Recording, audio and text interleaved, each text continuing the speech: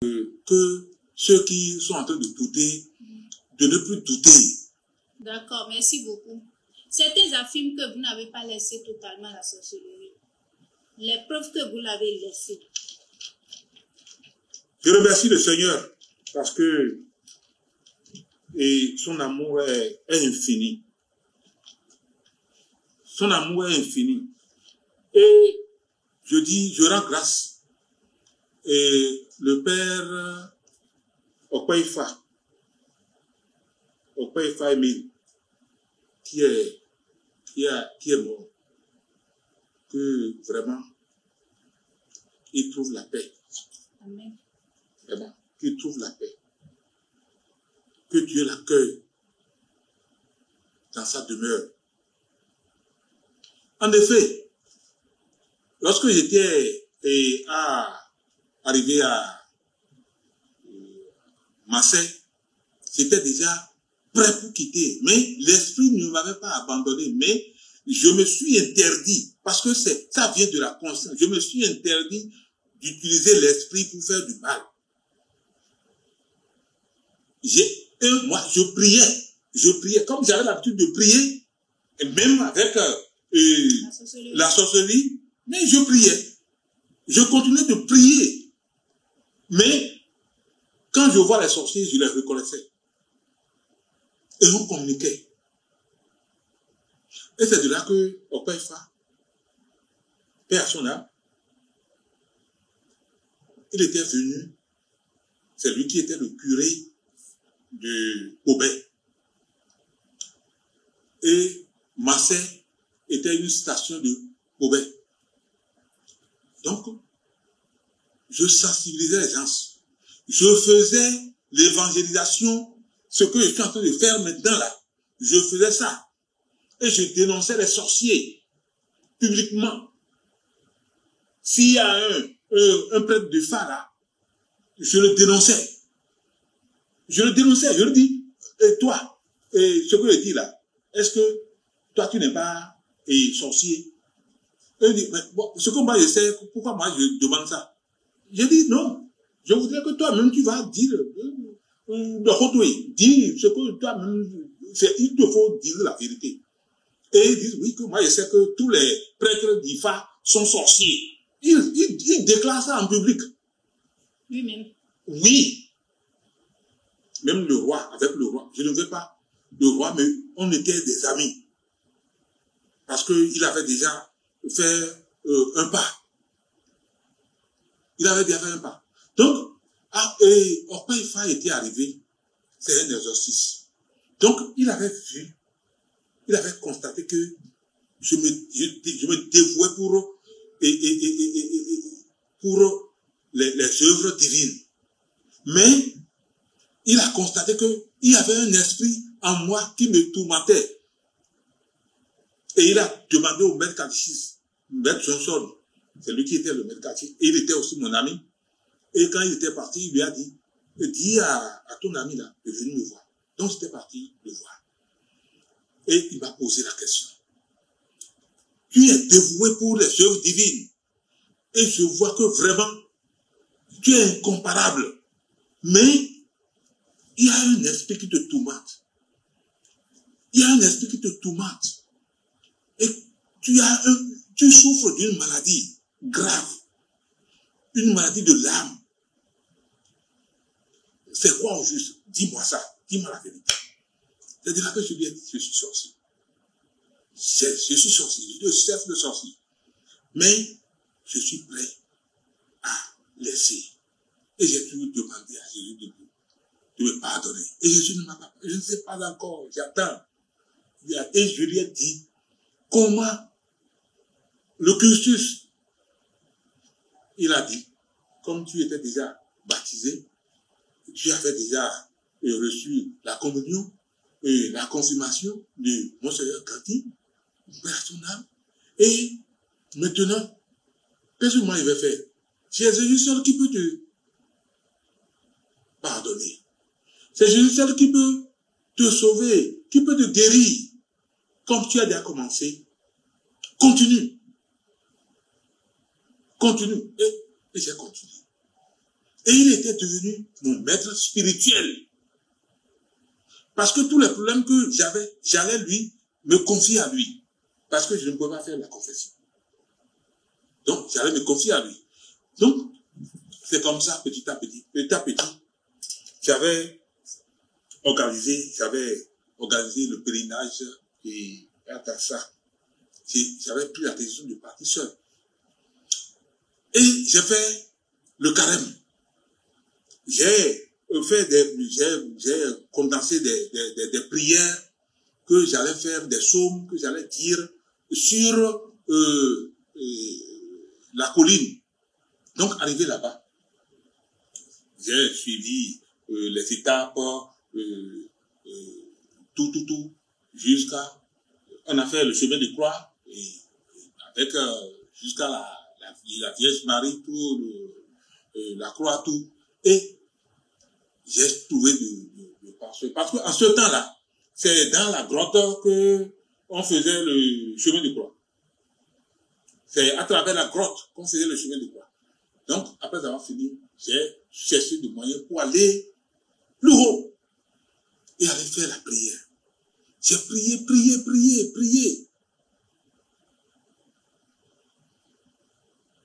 Prier. Et c'est la prière. J'ai prié pendant près de 3 heures de temps. Je priais et je pleurais. Je priais et je pleurais. Et je demandais à Dieu de me libérer. Parce que je veux que l'esprit là me quitte. Et donc, quand j'ai fini, je suis descendu. Et dans la foule, il y avait une sœur qui avait dit à cette servante-là d'aller lui appeler celui qui est là-bas. Là. Donc, elle m'a doigté et les enfants étaient venus me voir pour dire la sœur a besoin de toi. Ah. Et je suis parti la voir. Elle m'a salué, elle a dit vraiment Dieu t'aime. Dieu t'aime vraiment. Tu souffres. J'ai constaté que tu souffres. L'Esprit m'a dit que tu souffres. Et que tu veux te libérer. Tu veux que Jésus te libère. Tu veux que la Marie te libère. Donc tu auras ça. Mais tu pries, mais il reste encore. Je vais te donner une prière que tu vas faire. La prière nocturne. Tu vas voir les instructions dedans. Tu vas acheter ce qu'il te faut. Alors j'ai acheté le crucifix. Il y avait l'image de Jésus, la Sainte Face, et bon, l'encens, et pour prier aussi, il faudrait la Bible. Donc, et j'ai pris tout. Et elle m'a donné les instructions. Elle a dit que j'ai une mission. Et j'ai dit, dis-moi la mission. Elle a dit, non, cette mission-là, ce n'est pas à moi de te dire ça. Peut-être les anges. Mais elle n'est pas, on ne lui a pas ordonné de me dire la mission. Tu auras la mission. C'est sûr que Dieu va te dire la mission au moment opportun. J'ai dit, d'accord. Et c'est comme ça, j'ai commencé la prière. La prière, c'est le dernier jeudi du mois. Et on commence la prière aux environs de 22 heures. Et la prière dure jusqu'à 6 heures du matin. Et quand on est en train de prier, non. Celui qui prie, il doit pleurer. S'il est un sorcier qui a fait du mal, il doit pleurer. S'il n'est pas un sorcier qui a fait du mal. Non. Donc, il n'a pas besoin. C'est parce que j'avais besoin de ça. Donc, c'est seulement les sorciers qui ont fait du mal. Donc, ceux qui ont fait du mal. Ceux qui ont vraiment fait du mal et ils savent qu'ils ont fait du mal et ils veulent que Jésus les pardonne et ils doivent reconnaître leur péché. Donc, quand je priais, c'est la prière même qui te pose des questions. Qui te pose des questions sur ton passé là. Et il te pose des questions sur, la prière te pose des questions sur les différentes phases de ta vie. Sur les péchés là. Et la prière te demande de répondre. Et que c'est Jésus qui est en train de te poser cette question-là. Le mal que tu as fait à Jésus, le mal que tu as fait à Dieu là, Dieu est en train de te poser cette question-là. Bon, qu'est-ce que tu vas faire? Si, dans ces conditions, on ne pouvait que pleurer. Et bon, on prie aussi, on prie beaucoup. Notre Père, je vous salue. Il y a beaucoup de chapelets à réciter. Donc, quand je fais ça, jusqu'au matin, j'ai fait premier, deuxième, troisième. Et qu'est-ce qui m'est arrivé? Le soir, j'ai fait la prière, et le soir, ce qui se passait durant la prière, c'est venu se calquer dans ma conscience. Et l'esprit, maintenant, commence par me poser les mêmes questions. Comment il va dormir? Les questions que la prière là me posait, l'esprit a commencé par me poser ces mêmes questions. La nuit, j'étais couché à côté de mon épouse. Donc, je ne pouvais pas dormir. Et je ne faisais que pleurer. Et je pleurais et mon épouse me dit, mon mari, qu'est-ce qui se passe? Moi, je dis, je suis en communication avec mon Seigneur. Mais qu'est-ce que je vais dire? Je suis en communication avec mon Seigneur. Et elle continue, elle reprend son sommeil. Et ça fait comme ça jusqu'à 5 heures du matin. Premier jour, deuxième jour, troisième jour, quatrième jour, septième jour, sixième jour. Et c'est au septième jour que le consolateur est arrivé pour me dire, maintenant ça va. Tu es guéri. J'ai dit, je suis guéri. Il dit, oui, tu es guéri. Mais ne fais plus ce que tu as fait là. Ce que tu as fait là. Il ne faut plus, ce que tu as fait là, pour aller contre Dieu là, il ne faut plus jamais faire ça. Mais continue avec ce que tu fais. Continue avec la prière. Continue par prier pour les gens. Continue. Ce que tu avais fait, mais la force était toujours là. Il a dit, comment? Le consolateur dit que tu es guéri. Tu es guéri. Bon, laisse-moi continuer. Donc, comment est-ce que je vais savoir que je suis guéri? Donc, il faut rencontrer un sorcier parce que c'était le problème. Donc, à ma sortie, quand je rencontrais les sorciers, il n'y avait plus la communication là. J'ai constaté que l'esprit là m'a quitté. Parce que il fallait faire le constat. Donc, j'étais complètement libéré de cet esprit. Je ne communiquais plus avec les sorciers. Vous ne communiquez plus. Oui.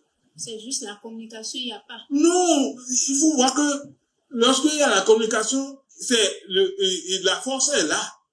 Dans la communication, c'est la force là qui donne la communication. Donc, c'est la force qui est partie et qu'il n'y a plus la communication. C'est la force qui est là. Donc, c'est les esprits qui commandent, je veux dire, la conscience de l'intéressé. Ce sont ces esprits-là qui lui donnent la force, par exemple, d'être invisible, par exemple. Oui. Oui. Donc, je me voyais dans mon corps libre. Libre. Donc, c'est comme ça que j'ai perdu la communication. J'ai perdu la sorcellerie. La sorcellerie m'a quitté. C'est Jésus qui a fait ça. Et voilà comment c'est arrivé. Moi, je ne sais pas.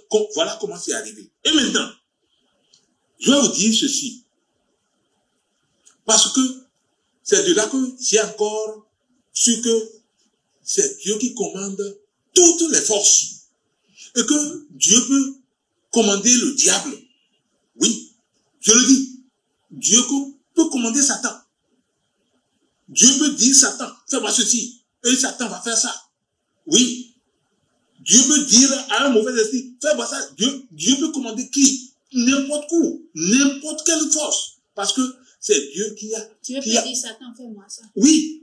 S'il dit ça, Satan va faire. S'il dit Satan, fais-moi ça, Satan va faire. Parce que Satan, lui, il attendait à ce qu'il fasse du mal. Si Dieu lui dit, fais-moi le mal, là, il va faire. Oui. Mais c'est que Satan ne peut pas dire Dieu fais-moi ça. Non, il ne peut pas. Voilà. Donc, il ne peut pas dire aux anges faites-moi ça. Non. Mais Dieu est capable Dieu a autorité sur tout. Sur toute la créature. Dieu a autorité sur toute la créature. Donc, alors, comment est-ce que j'ai compris? Comment est-ce que j'ai compris? Il y avait le frère de Johnson Koumenou, le bel catéchisme dont j'ai parlé. Il est encore là maintenant. Son grand frère, il est parti installer la sorcellerie Mamadou Bineta là, dont j'ai parlé là. Voilà. Il est parti installer ça à Ketou, au temps du roi Adétoutou. Et c'était en 1997. J'étais déjà complètement libéré. Et le problème, ça parvenait. Il était devenu vraiment le plus puissant là-bas. Et c'est quoi? Il ne partageait pas avec les autres. C'est lui seul qui mangeait. Donc il ne faisait pas, il ne jouait pas le principe de Mamadou et Bineta. Comment il peut faire ça? Donc les rumeurs sont parvenues et j'avais appris ça. Et mon épouse et moi, on était partis lui rendre visite. Et j'ai vu l'installation de paix avec tous. J'ai pleuré. Mon épouse et moi, nous avons pleuré. J'ai dit, comment Joseph? Comment? Il faut laisser ce truc-là. Tu risques ta vie ici. Tu risques ta vie. Ah, il ne nous a pas écoutés. Donc, on est revenu. Donc, les autres sorciers, ils ont comporté comme lui, avec la brigade. Et il lui a envoyé un sorcier, et ils ont comporté, et un autre sorcier était avec la brigade, et ils vont passer là où ils allaient poser le piège pour faire du mal à quelqu'un. Et bon, donc, et ils étaient en train de tendre le piège juste quand l'intéressé était de passage, et il a fait le constat, et il les a pris, il a dit, ah, ça là, vous voulez tuer, vous voulez me tuer. Et quand il disait ça, comme c'est un montage, il y avait la brigade et le sorcier qui était en patrouille à moto, et qui passait, et il marchait,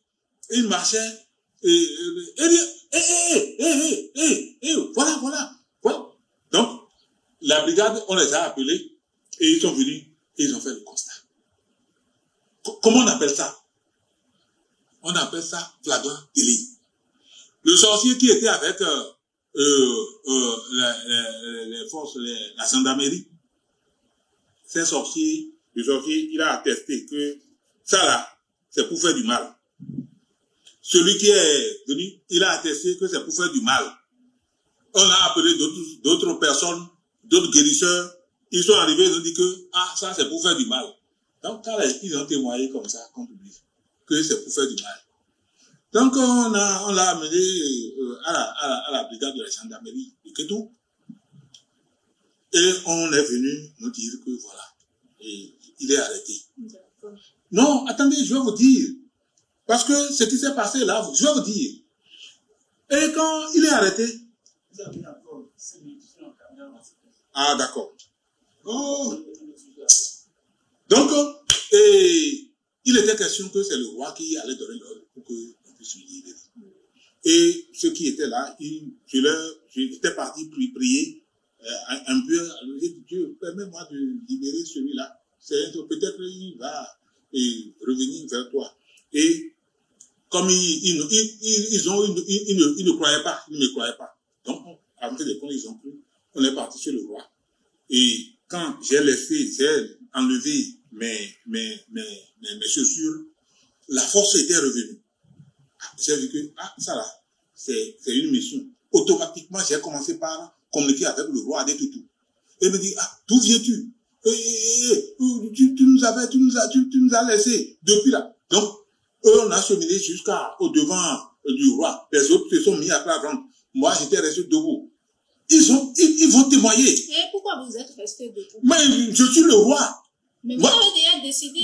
Vous n'avez pas compris ce que j'ai dit. J'ai dit que quand je suis devant le roi, de la porte là, quand j'ai laissé mes chaussures, la force là est revenue. Et que c'est Dieu qui a envoyé cette force là pour que je puisse aller tromper le roi. Voilà.